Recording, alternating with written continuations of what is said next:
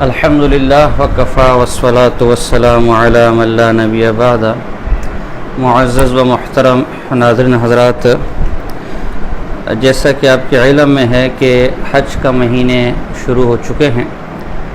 اگلا مہینہ خاص حج کا مہینہ ہے، اور جیسے جیسے اسلام کی کوئی خاص عبادات آتی ہیں یا شعار اسلام کا ظہور ہوتا ہے تو دین بیزار لوگ، ملحدین حضرات طرح طرح کے اعتراضات اٹھاتے ہیں، جن کو سن کر اعتراض سے زیادہ ان کی بچکانہ اور متعصبانہ سوچ پر افسوس ہوتا ہے۔ عام لوگ تو بڑے پریشان ہوتے ہیں، لیکن اہل علم کو جو اصل افسوس ہوتا ہے وہ اس پر ہوتا ہے کہ یہ جو کہتے ہیں کہ ہم بڑے کشادہ ذہن کے لوگ ہیں، بڑے ذہین، بڑے عقل مند لوگ ہیں، یہ کس قسم کے عقل سے گری ہوئی اور گرے ہوئے اعتراضات اور خیالات اسلام پر پیش کرتے ہیں۔ چنانچہ اس حوالے سے ان کا مضبوط اور موٹا اعتراض یہ ہے کہ ہر سال مسلمان لاکھوں روپے حج پر خرچ کرتے ہیں۔ اس سال بھی قریباً 6.5-7 لاکھ کا حج ہے، سرکاری پرائیویٹ سے جس سے بھی زیادہ ہو، پھر وہاں جا کے دیگر خرچے وغیرہ بھی ہوتے ہیں۔ تو کیوں نہ اس رقم سے کسی غریب کی شادی کر دی جائے، کسی غریب کا علاج کر دیا جائے، کسی غریب کا گھر بنا لیا جائے، کسی غریب کا بھلا کر لیا جائے۔ آخر یہ لاکھوں روپے اور پھر پورے دنیا کے مسلمان اربوں روپے جو اس پہ خرچ کرتے، بلکہ کھربوں روپے جو خرچ کرتے ہیں، حکومتیں لگی ہوتی ہیں اس کے اوپر، کیوں نہ ایک کھربوں روپے فلاحی کاموں میں خرچ کر دیے جائیں۔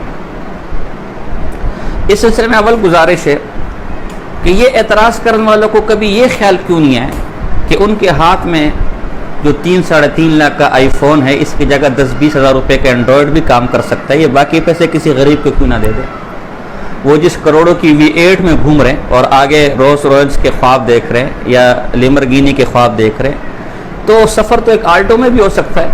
وہ آلٹو خرید کر یہ کروڑوں روپے کسی غریب کو کیوں نہ دے دیں؟ وہ جو اربوں کی کوٹھی میں رہ رہے ہیں اور ڈیفینس میں رہنے کے خواب دیکھ رہے ہیں، تو رہائش تو جھونپڑیاں میں بھی ہو سکتی ہے، تو وہ یہ کروڑوں روپے کسی غریب کو کیوں نہ دے دے؟ وہ جو ٹام فورڈ کی اود اور گوچی کی اود اور کریڈ ایونٹس اور بروڈی شینائل جیسے پرفیوم استعمال کر رہے ہیں اور مزید کے خواب دیکھ رہے ہیں، تو پرفیوم تو 1000-1200 کا بھی آ جاتا ہے، یہ پیسے کسی غریب کو کیوں نہ دے دیں؟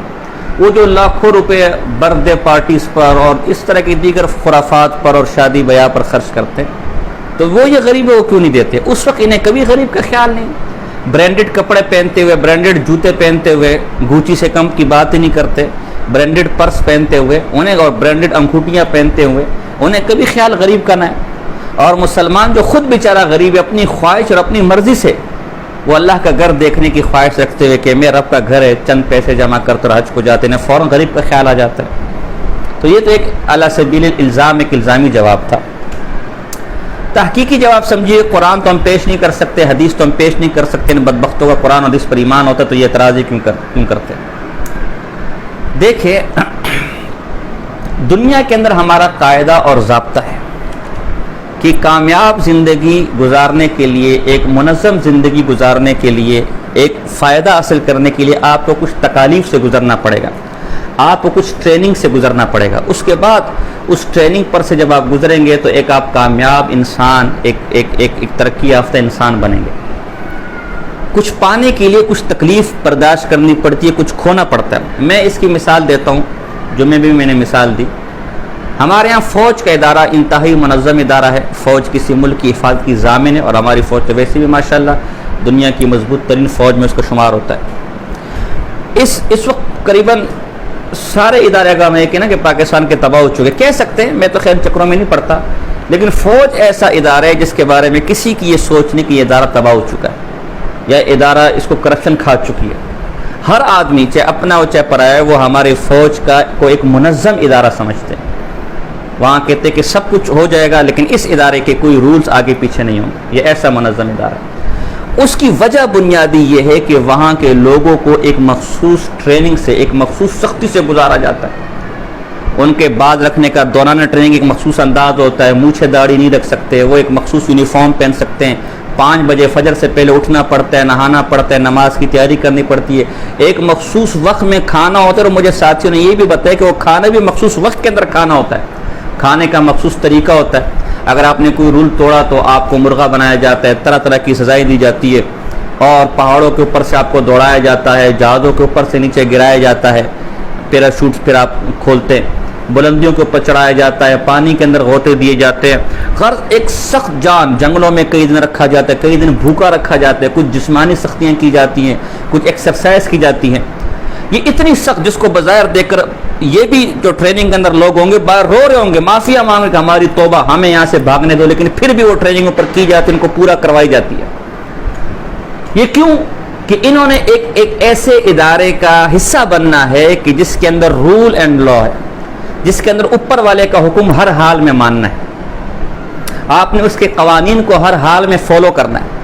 آپ نے آگے سختیوں کا مقابلہ کرنا ہے۔ تو اس سختیوں کا مقابلہ کرنے کے لیے اور بڑے کی ماننے کے لیے اتنی سختیاں اس کے اندر، اس سختیوں سے گزارا جاتا ہے۔ جب وہ ٹرین ہو جاتے ہیں اس کے بعد وہ سب کچھ اس کا آفیسر ہوتا ہے، آفیسر جو کہ جی بالکل حضرت ہم حاضر ہیں۔ آپ نے دیکھا ہوگا بعض اوقات جو ہے اسکول کے اندر بچوں کو جاتے ہوئے زبردستی اٹھایا جاتا ہے، چھوٹا بچہ آپ اس کو 7 بجے اٹھا رہے، وہ رو رہے، چیخ رہے، اس کو نہلا رہے زبردستی، آپ نے تو ایسے بھی دیکھے کہ کھینچتے ہوئے وہ لپٹ کے ماں باپ سے لپٹا ہوا ہوتا ہے، لیکن بچے کو چوکیدار کے حوالے کر لیتے، کوئی بھی اس کو ظلم نہیں کہتا، کہتے بھائی یہ آگے کی ترقی کے لیے سختی آپ کو برداشت کرنی پڑے گی، اس ماحول پر سے گزرنا پڑے گا۔ دنیا کی ترقی حاصل کرنے کے لیے آپ کو مزدوری کرنی پڑتی ہے، اپنے باس کی ماننی پڑتی ہے، اس کی سخت و سننی پڑتی ہے۔ اسی طرح بحیثیت مسلمان ہم یہ سمجھتے ہیں کہ ہماری اصل زندگی آخرت کی زندگی ہے، ہماری اصل جو ہمیشہ کی زندگی ہے، جہاں کی ہمیشہ کی جنتیں ہیں، ہمیشہ کی عیاشیاں ہیں، اور سونے اور چاندی کے سے کم کچھ ہے نہیں، ہمیشہ کے باغات ہیں، ہماری اصل زندگی وہ ہے۔ اس زندگی کو حاصل کرنے کے لیے اس دنیا میں ہمیں بطور ٹریننگ بھیجا گیا ہے کہ یہاں کچھ اعمال ایسے کرنے ہیں کہ اس اعمال سے ہمیں اندازہ ہوگا کہ آپ اس دنیا کے بھی اور اس دنیا کے بنانے والے خالق کی بات ماننے کو تیار ہیں۔ جب بات ماننے کو تیار ہیں تو آپ کو اس دنیا میں لے کر جایا جائے گا، اس جنت میں لے کر جایا جائے گا۔ تو اسی جنت کو، اسی کامیابی کو حاصل کرنے کے لیے اس دنیا میں جن ٹریننگز کے لیے ہم آئیں، انہی ٹریننگز میں ایک حج ہے کہ اللہ یہ بتلانا چاہتے ہیں کہ دیکھو اس عبادت کے اندر سختی بھی ہوگی، جسمانی ٹریننگ بھی ہوگی، مالی مشقت بھی ہوگی، لیکن کیا تم یہ کرنے کو تیار ہو؟ اور اگر ہاں تو اس کا مطلب ہے تم اللہ کے فرما بردار ہو، اللہ کے حکم پر اپنا مال خرچ کرنے کو بھی تیار ہو، اپنا وقت خرچ کرنے کو بھی تیار ہو، اور اپنا جسم مشقت میں ڈالنے کو بھی تیار ہو، ماں باپ اور بہن بھائی اور رشتہ داروں کی جدائیاں قبول کرنے کو بھی تیار ہو۔ یہ اس بات کی علامت ہے کہ تم سرب کی اطاعت کرنے والے ہو، لہذا وہ جنت اللہ کی اطاعت کرنے والوں کے لیے۔ تو یہ چونکہ ہم اس کو ایک ٹریننگ پیریڈ سمجھتے ہیں، لہذا اس لیے یہ مال خرچ کرنا، جیسے اسکول پڑھاتے ہوئے آپ بچے کو پر مال خرچ کرتے ہیں، جیسے فوج میں لے کر جاتے ہوئے، جیسے کسی بھی ادارے میں رکھتے ہوئے اپنے بچے کو ٹرین کرتے ہوئے آپ مال خرچ کرتے ہیں، اور وہ مال خرچ کرنا کسی کو بھی برا نہیں لگتا، بلکہ کہا جاتا ہے جہاں 1 لاکھ لگ رہا ہے وہاں 10 لاکھ لگا لے اپنے بچے کو بچانے کے لیے، اپنے بچے کو ترقی کی راہ پر باہر ملک لاکھوں روپے لگا کر باہر ملک اپنے بچے کو بھیجا جاتا ہے اعلیٰ تعلیم کے لیے، اور وہاں مال خرچ کرنے کو فخر سمجھا جاتا ہے۔ اسی طرح ہم یہ سمجھتے ہیں اگر دنیا کی چند دنوں کی کامیابی کے لیے اور چند دنوں کے اعزاز کے لیے مال خرچ کرنا، مشقت برداشت کرنا، اگر یہ برا نہیں ہے، اعزاز ہے، تو اس رب کی رضا کے لیے بھی اگر ہم مال خرچ کریں اور یہ دکھلانے کے لیے کہ ربا ہم تیرے حکموں پر جان تو کیا، مال تو کیا، جان بھی قربان کرنے کو تیار ہے، تو میں نہیں سمجھتا کہ یہ کوئی اعتراض والی چیز ہے، کوئی قابل اعتراض چیز ہے۔ اور میں نے کہا نا حج ایک ٹریننگ ہے، آپ نے صرف اپنی مادی ذہنیت کی وجہ سے صرف پیسے خرچ کرنے کو دے کہ اس میں پیسے خرچ ہو رہے، ایک بہترین ٹریننگ ہے جو اللہ کی طرف سے اس انسان کو دی جا رہی ہے۔ کیسے کہ حج کے اندر انسان کو کہا گیا کہ چاہے غریب ہو چاہے امیر ہو، وہ صرف 2 لنگیاں سفید پہن کر آئے۔ یہ ٹریننگ ہے کہ جیسے اس حج کے اندر نہ امیر کا کوئی فرق ہے نہ غریب کا کوئی فرق ہے، سب برابر ہیں، سب ایک گھر کا طواف کر رہے ہیں، سب ایک صفا و مروہ کی سعی کر رہے ہیں، سب ایک حجر اسود کو چوم رہے ہیں، سب عرفات کے اندر وقوف کر رہے ہیں۔ کوئی عرب پتی ہے، اسے کوئی مخصوص نشست نہیں ہے، اسے کوئی مخصوص کپڑے نہیں ہے، کوئی مخصوص اس کے ساتھ بینر نہیں ہے۔ اسی طرح جب تم حج سے واپس آؤ تو خبردار کوئی چھوٹا کوئی بڑا، کوئی وڈیرا کوئی چودھری کوئی خان، کوئی کمی کوئی کمین، کوئی چھوت چھات، کوئی تصور اس کا اپنی زندگی کے اندر نہیں رکھنا۔ جس طرح یہاں سب برابر تھے ویسے واپس جانے کے بعد بھی سب برابر رہنے چاہیے۔ یہ ٹریننگ دی جا رہی ہے۔ 2 سفید کپڑے، یہ ٹریننگ دی جا رہی ہے کہ جس طرح اپنے تن کے اوپر تم نے 2 سفید چادر ڈالی ہوئی ہیں، 2 سفید کپڑے پہنے ہوئے ہیں اور اسے ہر قسم کے داغ سے بچا کے رکھا ہوا ہے، اسی طرح اپنے من کو بھی ایسا صاف کرنا ہے، ایسا صاف کر کے واپس جانا ہے۔ ٹوپی پہننے کو آدمی کا دل کرتا ہے، گرمی ہے سر ڈھانپنے کو دل کرتا ہے، خوشبو لگانے کو دل کرتا ہے، ناخن کاٹنے کو دل کرتا ہے۔ اللہ نے منع کیا ہوا ہے کہ اس احرام کے اندر نہ بیوی کے قریب جاؤ گے، نہ ٹوپی پہنو گے، نہ سلے ہوئے کپڑے پہنو گے، نہ خوشبو لگاؤ گے، نہ بال کاٹو گے، نہ ناخن کاٹو گے۔ یہ ٹریننگ ہے کہ جس طرح اس حج کے چند دنوں میں اپنی بعض جائز خواہشات نفسانی کو تم نے روکے رکھا اللہ کے حکم پر،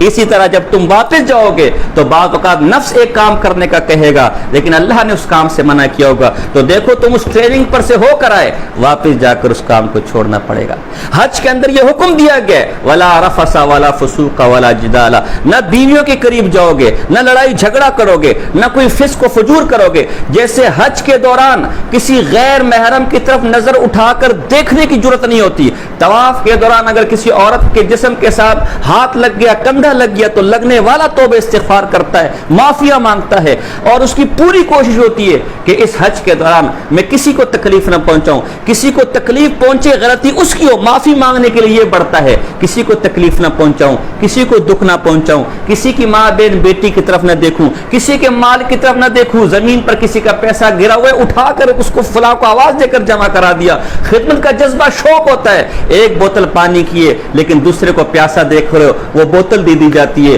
ایک پلیٹ کھانے کا ہے لیکن دوسرے کو بھوکا نظر آتا ہے، وہ پلیٹ دے دی جاتی ہے۔ حجر اسود کو چومنے کا خود دل کرتا ہے لیکن جب دیکھتے ہیں کہ کوئی دوسرا بھائی زور لگا رہے، یہ آدمی پیچھے ہو جاتا ہے کہ چلو میرا یہ بھائی کر لے۔ اسی طرح جس طرح یہاں آپ نے لوگوں کے حقوق کا خیال رکھا، یہاں کسی بہن بیٹی کی طرف بری نظر اٹھا کر نہیں دیکھی، یہاں کسی کے مال کی طرف بری نظر اٹھا کر نہیں دیکھی، اسی طرح جب حج سے واپس جاؤ کسی کی ماں بہن بیٹی کی طرف بری نظر اٹھا کر نہیں دیکھنا، کسی کے مال کی طرف بری نظر سے دیکھنا نہیں ہے، کسی اپنے پڑوسی، اپنے دوست، اپنے یار، اپنے محلے دار، اپنے قوم، اپنے قبیلے والے کو تنگ نہیں کرنا۔ یہ حج کی ٹریننگ جو دی جا رہی ہے، تو اس لیے ہم سمجھتے ہیں کہ اس طرح مال کا مسئلہ نہیں ہے، یہ ایک پوری زندگی کی ٹریننگ ہے، پوری زندگی کو سنوارنے کا ایک ایکسرسائز ہے جو ہم سے کروائی جاتی ہے۔ تو اگر چند لاکھ روپے خرچ کر کے اور چند دن خرچ کر کے ہمیں